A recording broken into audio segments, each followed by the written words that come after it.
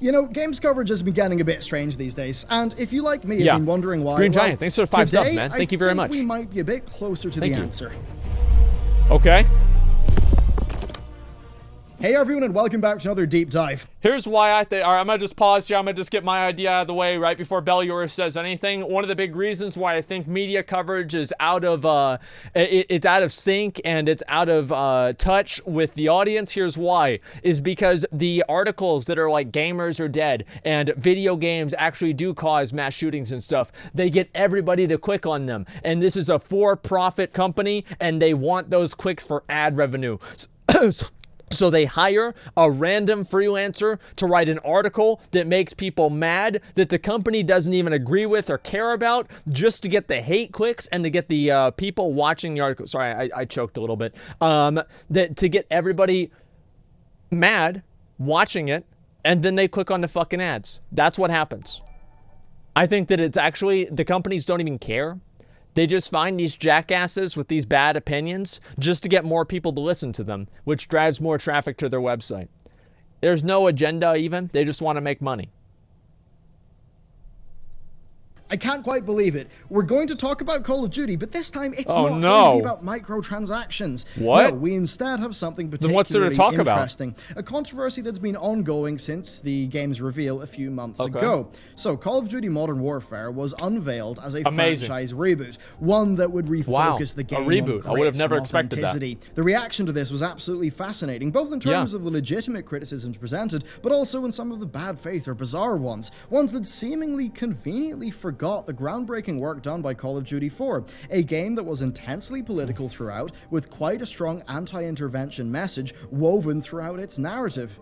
More importantly, this is something that highlights to me how media is a bit different these days, and how the role of games journalism is shifting over time, now that we are in a world where companies are prioritizing direct-to-consumer communications, something that might actually be changing the way in which articles are written. But of course, what's most important today is that these events allow us to discuss ideas, and that's what's most important of all. First, though, changes have been made on this site that heavily decrease recommendations of content like this. It now seems to heavily favor likes, subscriptions, and ring the bell, as evidenced by the new analytics they have provided creators give it a like. So, if you would like to stay updated, support what we're doing, do then the right hit thing. Subscribe and ring that bell. It does seem like our content will be on your recommended feed a lot less moving forward. So you see that percentage? Let's see if we can increase it. Call of Duty Modern Controversy. Here's a quote. Should this particular game, Call of Duty Modern Warfare, be made? I think that if they make a game about war political, that's okay. Almost all wars are fundamentally political. Like that's okay, right? The issue now is that it's very hard to discern whenever people are using a different event to promote an agenda or whether it's an artistic choice. And I think that's really the main concern that people have, is that they don't want to have people go in and try to insert an agenda, but at a certain point, an agenda can be okay. So I think it's just distrust of the developers acting ethically and acting in good faith. I think that's really what it is more than anything. Not even the ideas being talked about in the games. It's more just distrust. Glimpse I've seen of it so far tells me no. That is the opening quote from VentureBeat's Modern Warfare Impressions piece. This article goes on to talk about the author being uncomfortable, bringing up No Russian. The article talks about the developer's wish to create a gritty, authentic game with a complex world that mirrors our own, with events that are ripped straight from the headlines, that shines a light on the nature of modern war. And after posting those quotes from the developer, it moves on to the author's opinion, specifically of a mission where SAS soldiers are clearing a building that contains both civilians and enemy combatants. And the article's take, well, here it is. But this should not be part of a modern video game, in my opinion, given the thin line between civilians and warriors, and given the impressions it creates in our world, which is driven by social media, sound, and video bites. It looks so much like you are killing civilians, and if you make a mistake, you are. It then goes on to say that it's profoundly disturbing and, quote, unjustifiable. The author's thesis is one one of choice, whether given the choice of making this game or not, if the developer should, saying that the game will give fuel to those who hate, suspecting that the sheer horror of what's depicted on screen will outshine the message behind it. Of course, aren't these the same people that are probably tweeting right now about how video games don't cause violence? Does anybody else see the irony in this? Like, they're the same people that are doing this, and then now, I mean, really, like, come on, it's ridiculous. Of course, this is all written without context of the full game, which the author does acknowledge, saying that the game preview does require trust in the developer, but also saying that Infinity Ward cannot be trusted given their past, which is somewhat of an interesting statement. No Russian was a bit on the nose, but hey, Call of Duty 4 Modern Warfare. That is a game that started off in a very contemporary way with its execution scene. It then called into question the depersonalized nature of killing from a distance. Much of its narrative was about a botched US invasion of a Middle Eastern country. Thank you. Just look at the contrast between the training in the SAS kill house and then the silenced executions of the first mission, something which was very much done on purpose to highlight the player's actions. Now sure, the later entries to the series, well, somewhat turned on the grounded message of Call of Duty 4, but I think we cannot forget that this is familiar subject matter for the series. Well, yeah. And you know, I do think this article brings up some interesting points that are worthy of discussion, but its hyper-focus on how they could make big mistakes with this game, I think it's a bit much. It does seem a bit desperate. Overall, I do disagree, of course. I don't think that gaming should, you know, opt out of covering a story because of its medium. Just look at the last scene with Nolan North's character in The Last of Us. What's this? It is a hard topic for any piece of media to cover, but Naughty Dog's execution proves that gaming can handle complex topics like that. Just because it could go wrong doesn't mean that we shouldn't try. It doesn't mean we should preemptively limit the artistic boundaries of the medium. Now moving on, people just don't want to be confronted with ideas they don't like. That's really all it comes down to. They see a video game that does something that makes them uncomfortable, they want to remove it so nobody else can deal with it either. That's really the main issue, right? Is that you have people that become uncomfortable because of a certain issue or a certain event or a certain thing in a game, and not only do they not take part in it themselves, that's fine, but the issue is that then they go and they say, well, nobody else should take part in this either. I think that's really the main problem. There are plenty of things in games that I don't like, and like, you know, parts about games, whatever, but whenever you actually go farther than that and you say that nobody else should be able to like this either or do this either, that's whenever it becomes a problem in my mind. This article isn't really the lens through which fans of the series will have perceived the reveal.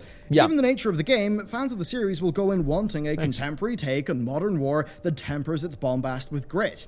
Those who enjoyed the narrative of the original Call of Duty 4, well, they will have no doubt also enjoyed films like Hurt Locker and Zero Dark 30. So yeah, given probably. it being a return to modern warfare, given that being the name, combined with what the developers have said, I think they no doubt will take Infinity Ward at their word, that they earnestly want to create a gripping piece of art that has something to say. And this brings me on to the most recent controversy, the thing that spurred on this video, that of the white phosphorus. A horrific weapon indeed in the real world, especially as my depicted dad told in me Spec about Ops: this. The Line, a game said that is that a sucked. tremendous narrative achievement, one that He is was in the worth army. playing. The reveal of white phosphorus being a multiplayer kill streak somewhat blew up, but from what I can tell, only in select parts of the internet, and very much not core Call of Duty players. It seemed to kick off from a Well, that's right, because usually the people that are playing the game are okay with what the game is doing. The problem is you have people that are outside of the community, outside of the people that are actually invested and play the game, come into the community and insert themselves into a community that they don't belong in, and then they try to change the community that they don't belong in. That's why people get mad. That's why they say, oh, gamers are defensive or gamers don't like whatever. It's because they're literally sitting there playing their fucking game. Everything is fine. Then some other person comes in and says, no, you're doing it wrong. Now everything has to go the way that I want it to go. That's the fucking problem. Like, it's not even like, if you don't like it, just don't fucking play it. Like, it's not a big deal. There's a million games out there. Of tweets, some small, others a little larger, like a Eurogamer reporter's one that drew that Spec Ops: The Line comparison. And like with the initial game reveal, we've seen a divergence of interest with the coverage. The media are more hyping up the white phosphorus controversy angle, but those who are just interested in the game are just seeing it as another mechanic in Modern Warfare's multiplayer mode. And I think on that, just about everybody has a point. On the criticism of Call of Duty, I highly recommend watching this video, How Call of Duty Lost Its Identity. This is a great video that expertly covers the series' transition from the grit of Modern Warfare to the Michael Bay action movie bombast of Modern Warfare 2 and Modern Warfare 3. Yeah, they're trying to appeal to 12-year-olds. That there is a case that if you hype up the realism of their game, it does make the line a little bit trickier to walk when you come into topics like this with the white phosphorus. Yeah. I think there's a legitimate discussion to be had there, even say around the multiplayer, single-player logical split. But here's the thing, I know that if I'm playing this game in single player, I'm going in looking specifically for what I loved about Call of Duty 4 all of those years ago. But I also know that if I'm playing this in multiplayer, I'm looking for a competitive shooter with good gameplay mechanics. Yeah, nobody cares about the politics. I think the vast majority of gamers who are going to be playing this game, they've got zero problem understanding the difference between those two modes. And they will be going into each, like me, for a totally different reason. It's almost reminding me of how way back in the day, Call of Duty games used to ship with this different EXE for the single player and the multiplayer. Yet it's also fair to say that, you know, Infinity Ward are trying to have their cake and eat it in some ways. Back in the Call of Duty 4 days, the kill streaks, in fairness, were a bit more tame, with the series only moving over to its sort of over-the-top crazy kill streaks after it moved away from the grit and authenticity of Call of Duty 4. Now, Infinity Ward have responded here. They said, hey, guys, I know you're angry about the white phosphorus, but we had nukes in our previous games, and in the case of the white phosphorus, they said that there's no unique animations in multiplayer, that they're not overplaying the horrors in multiplayer, and that it's not an over-the-top thing. They said that they do view single-player and multiplayer as being quite distinct. Overall, I think that is a perspective. This entire I feel like this entire thing's fucking stupid. Like, if you, I mean, am I the only person that thinks this entire thing is just so pointless? Like, I'm just, it's so pointless. I mean, why does this even matter? I mean, I'm sorry, I don't understand. I'm missing something maybe, but it's like, yeah, video games glorify violence. I mean, yeah, sure, in a way. It is what it is, though. I mean, like, I can't imagine people thinking this is real life. It's crazy, man. It's free content for everyone. Hey, by the way, Twitch Prime. That will be in alignment with most of their audience. In short, there's a really interesting discussion to be had here for sure, but it doesn't really seem like it's happening. Now, I've touched on the split between consumer and journalist perspectives when covering a topic like this, and that means that it's finally time to properly dive in. So, fans typically engage with what a developer says in good faith, taking their words earnestly. We're in an era where corporate communications are increasingly direct to consumer, and that furthers that connection. Journalists, well, they have an inherently critical job. That's kind of the role of journalism. And when given this rise in direct to consumer communication, well, the usefulness of the journalists and the gaming news websites in just reposting press releases, that somewhat has diminished. Fans are eagerly waiting for new information about the games that they're passionate about. Journalists, though, well, they're waiting for a story to emerge. And look, I'm a pundit too. I'm not a journalist, I'm a pundit, but I clearly do that as well. Running my Warcraft... I don't use that word because I don't know how to pronounce it.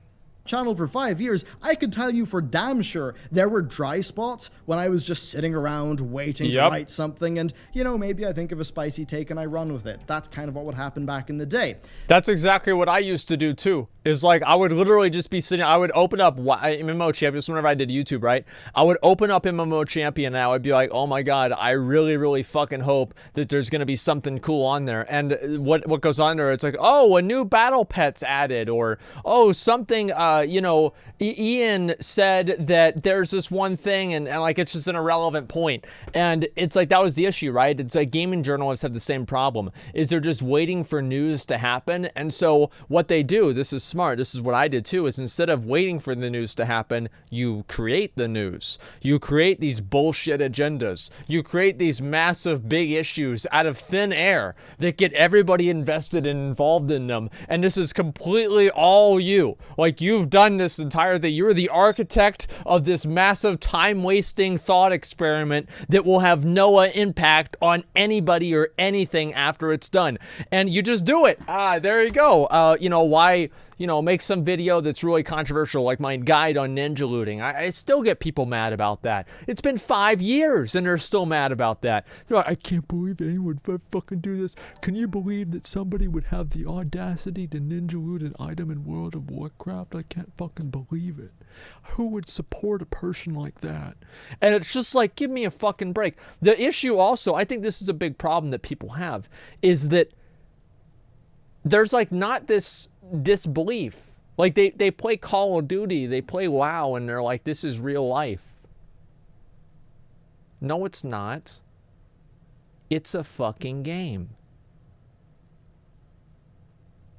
It is a fucking game. Like, if you steal items in a game, it's a game. Can you be an asshole in the game? Yeah, you can. But there are plenty of people. Here's an example. My friend Jeff, many times, caused so much trouble for people. He ninja looted Gruul's Lair every weekend. He'd fucking carry his PC, and I'd carry his monitor and his keyboards and his fucking, like, Dallas Cowboys duffel bag up from his house to my house. He would put his computer in my room, and he would ninja loot Gruul's Lair on Friday fucking night. And he would go back home, and he would be nice to his mother, and he would go to band camp and get relatively, actually he never got good grades, but he would never cause any trouble. He was a piece of shit in game, and in real life, he was pretty much okay. The thing is that, like, people use video games to be outlets for, like, that type of personality that they have. But people forget that this is just a video game. It's just a game. It's just a game. Now, was I doing that in bad faith? No, it was stuff that I found interesting, but it undoubtedly is a different perspective from which the players of World of Warcraft were tackling that game. And I think that means we've got to ask ourselves, is this type of thing done in bad faith? You're right. No, you're right. Jeff did end up in jail. You're right. But that's after he quit WoW. If he was playing WoW, he would have never been in jail. Because if he was playing WoW, he would have never had his girlfriend, who he would have never married, because it would have never happened. No, really, I mean, like, WoW kept him out of jail. You think about that. No, because it was just a causation. It would have never fucking happened. He would have never gone to jail if he had played WoW. I think sometimes yes it is, but other times it's not.